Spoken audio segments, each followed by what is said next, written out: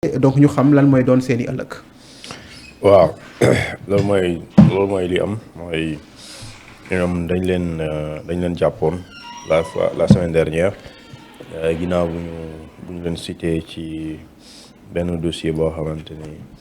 mooy jàpp nañ ne c'est autour de 21 milliards de francs CFA ñu nekk ci viseuru pôle judiciaire et financier à travers benn délégation judiciaire bi juge d'instruction bi def alors ñu nekkoon ci phase déglu leen wala di waaj leen déglu mais laata loolu on a vu le mardi en tout cas Madiambal Diagne comme étant ki nga xamante ni moom mooy ki boroomi société yi avec le montant de 21 milliards mu dem aéroport ñu tere ko ci tere boobu le lendemain ci lañ dégg coow li et par la suite on a arrêté ñaari doomam yi ak soxnaam si nga xamante ni moo nekkoon ci kër gi alors si ñetti ñooñu nag d'après des informations très très sûres d'ailleurs ñoom ñett dañ leen di topp dañ leen tudd ci li nga xamante ni moom mooy la délégation judiciaire donc les notes envoyées à la justice à la police judiciaire te mu jógee ci juge d'instruction bi alors ñu waroon leen déglu leur père introuvable injoignable invisible et inaccessible d'ailleurs alors ñu jàpp leen donc plus tard gis nañu Madiambal Diagne ses écrits et le lendemain ñu gis aussi le ministère de l'Intérieur le communiqué bu mu génnee avec toutes les conséquences de cette fuite donc parce que ñaari takk der jot nañ leen déplacé du fait que jàpp nañ ne y a eu un manquement ou des complicités léegi nag loolu ñi nga xamante ni ñoom ñooy xam nga tubaab day faral di wax les malheurs ne viennent jamais seuls des fois li ngay def dafay yóbbaale ñu bëri donc la fuite de Madiambal Diagne moom moo jur le fait ñu relever ñii seen fonction yi moo tax ñu jàpp sax sëriñ boobu dañuy gis ne même bu fekkente ni duñ ko tëj xaw ma lan lañ koy def tey waaye même buñ ko tëjul en tout cas xëj nañ ko liberté depuis mercredi. peut-être complicité. waaw loolu depuis mercredi. léegi pour dire que moom xëy na mu ngi woon këram nekk Thiès fële jàpp ne même su Madiambal demee man samay nekku si mais en général du noonu donc moo tax effectivement suñ defee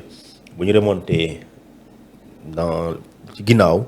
dañu xool toutes les communications yi am ak Madiambal pour xool est-ce qu'il y a une certaine facilitation boo xamante ne nit dafa jógee ci nit te facilitation boobu bu fekkente ni da nga koo jàppale même bu dee da nga koo woo ne que boo demee ba Kaolack yoonu Kaarang bi nii la loolu acte de complicité la même bu dee da nga ko ne boo ñëwee ba Kaarang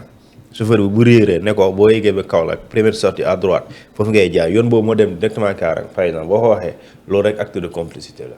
parce que yoon moo ne complicité l'acte de complicité bokk ko c'est par aide ou assistance donc ça l'aide nga jàppale ko ba mu def loo xamante ne yoon da ko tere te bi ñu koy def xam nga ne yow li ngay def yoon da koo tere donc loolu bu dee mën nañ établir loolu rek yow da nga ciy dugg léegi moo tax effectivement dañuy jàpp ne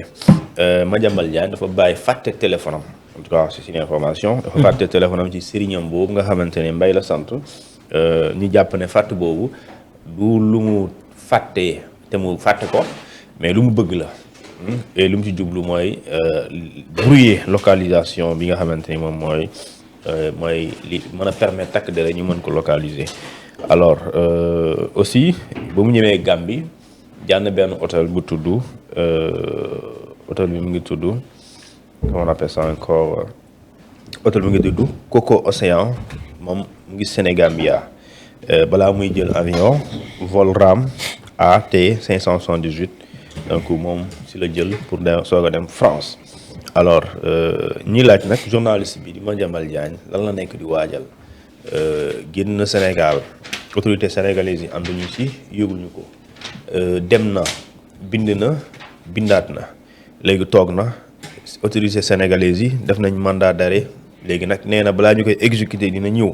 ndax loolu nu muy demee ci kanam tuuti incha allah dinañ dugg ci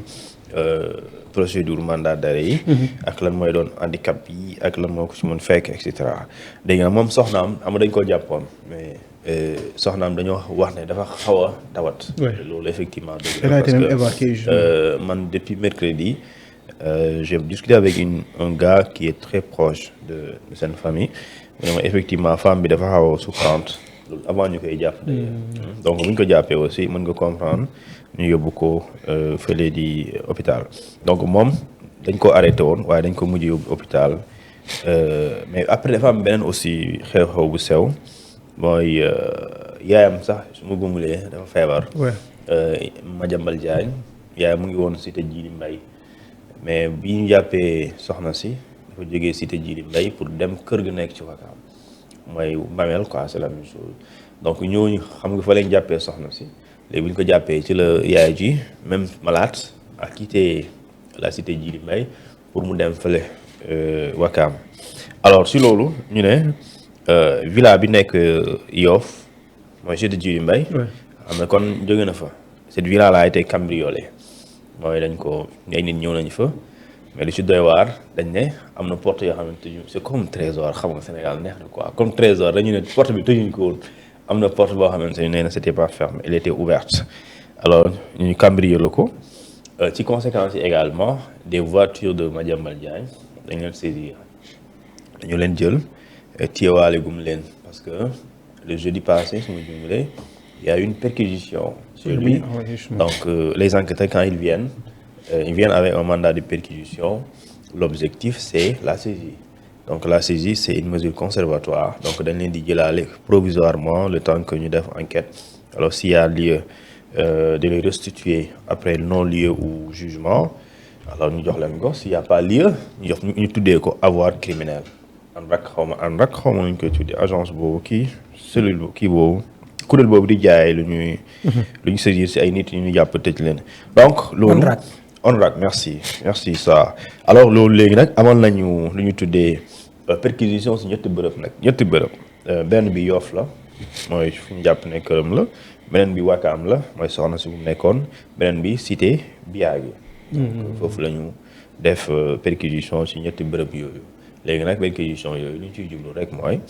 outil ay éléments wala documents wala mbir yoo xamante ne dina leen dimbale pour ñu mën a def seen enquête wala pour ñu mën a def lu ñu tuddee la manifestation de la vérité judiciaire wala prévenir ay mbir balaa ñu koy toxal parce que bu ñu la jàppee nga nekk dig mën na am yeneen yoo xamante ni ci loo xamante ni ñoom bu ñu ko tegee loxo dina tax ñu xam bu baax li ngay def. mais su boobaa nit ñi aussi mën nañ ko toxal. mais balaa ñu koy toxal ñoom ñu def mandat de perquisition pour jëlaale seen matukaay au cas où nit mën na soustraire loolu wala mu def lu ñu tuddee dissimulation de preuve. ok léegi Thioune pour le cas du mandat d'arrêt international parce que ñu bëri jàpp nañ nag ni ñu ko yaakaaree mën nañ ñàkk demee noonu ci yéexaay ak ci wàllum procédure qu'est-ce qui en est réellement ci Sénégal yi poser cette question à savoir ce mandat d'arrêt là. waaw xam nga d'abord dafa am li am Interpol dafa nekk benn kuréel boo xam ne dafa dajale je dirais pas toutes les polices parce que bëgguma juum de beaucoup de pays yoo xamante ni seen police dañoo dajaloo foofu dañun Sénégal ci la ñu bokk Interpol pour faciliter l'interpellation ay nit yoo xamante ni dañ leen di jàpp dañ leen di rechercher wala dañ leen condamner wala de façon daal ñu viser leen à travers un mandat d'arrêt international alors ñun soo demee suñu code de procédure pénale maanaam suñu loi wu dëkk dangay dem ci article 114 du code de procédure pénale moom moo la wax lan la ñuy mandat d'arrêt nañ koy exécuter mu ne la le mandat d'arrêt day c'est un ordre donné à l'ordre public par le juge dans le but de rechercher et d'interpeller quelqu'un soit il est condamné ou inculpé ou le recherché su paree dans ce mandat d'arrêt dañ ciy mentionner prison bu ñu koy yóbbu parce que loolu la parce que bu ñu la jàppee yóbbuñu la benn yoon ci kanam juge yóbbuñu la benn yoon ci commissariat wala brigade dañ lay jàpp yóbbu la ci kaso bi donc da nga ko ciy mentionner léegi ñu ne si la personne n'est pas à l'intérieur du pays wala njort nañ ne nekkul ci réew mi loolu nga ciy dolli international bi léegi nag international pour nga def ko il faut mu am une coopération léegi nag avec yenn réew yi léegi yenn réew aussi si seen coopération dafa am koo xamante ni mën na nekk un mandat d'arrêt contre un citoyen exclusivement sénégalais mais quand on signe un sénégalais boo xamante ni il a une double nationalité. léegi si ce Sénégalais a une double nationalité donc lui ci réew boobu il est citoyen. léegi nag yéen am na ñoo xamante ni seen réew yi ñoom duñu extrader seen doom. parce que seen doom mooy naturellement judd nga fi wala da ngaa def naturalisation mooy da ngaa dem ba màgg après nga demander à avoir la nationalité de ce pays. léegi nag am na réew yoo xamante ni pour protéger la nationalité mooy pour protéger ñoom seen nationalité du ñu jël seen doom jox la ko mooy dañ koy téye ils refusent. La France d'ailleurs amul exception. La France n'estrade pas ses citoyens c'est ça la vérité. La France n'estrade pas ses citoyens léegi nag mun na lorsque un de ses citoyens est poursuivi bu ñu ko amee bu dee ñëw na ci seen réew duñ la ko jox waaye dañuy enclencher des procédures contre lui par une juridiction compétente selon les faits li ñu koy toppee. léegi nag quand tu es hors du pays foofu moom du yow yaay décider mais boo tegee seen tànk foofu noonu même bu ñu la laajee duñ la ko jox loolu cette France là mais sax du ko nangu du nangu loolu. léegi nag li am aussi mooy. léegi lancé nañ mandat d'arrêt contre Madiambal Diagne man xawma ndax am na nationalité française wala déet xawma ko wóolu ma mais li ma xam mooy mandat d'arrêt daal comme le ministre de l'Intérieur daal l'a fait ministre de l'Intérieur dañ koo notifié parce que du gis naa kii wax ne sax ministre de l'Intérieur moom moo def mandat d'arrêt un ministre de l'Intérieur ne peut pas faire mandat d'arrêt le ministre de l'Intérieur dañ koy notifié au mandat d'arrêt moom mu saisir les services compétents pour ñooñu def liggéey boobu parce que ñoom ñoo nekk ñuy surveiller les zones frontalières. léegi nag bu ñu ko notifié le ministre de l'Intérieur alors moom moo koy jébbal waa Interpol. léegi nag su loolu jàllee l'État du Sénégal day jël mandat d'arrêt boobu noonu informer autorité réew bi ñu jàpp ne fa la waa ji nekk et loolu jaaree ko ci ministère des Affaires étrangères